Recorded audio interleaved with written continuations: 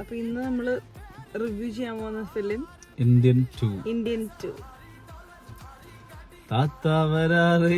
അതിനും എനിക്കൊരു സാധനം കാണിക്കണ്ട. അതാണ് ആ സിനിമയുടെ റിവ്യൂ.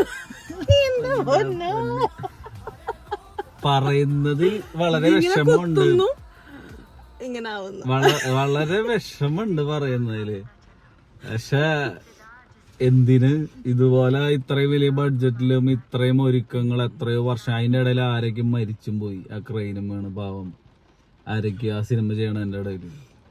എന്നിട്ടൊരു എന്റെ പൊന്നെ കംബാക്ക് ഇന്ത്യൻ വെറുതെ പറഞ്ഞത്. No comeback. ആ സിനിമയുടെ ആ ഇന്ത്യൻ എന്ന് പറഞ്ഞ സിനിമയുടെ പേര് കളഞ്ഞ് കുളിച്ച് നശിപ്പിച്ച് നാറാണക്കല്ല് എടുപ്പിച്ചിട്ടുണ്ട്.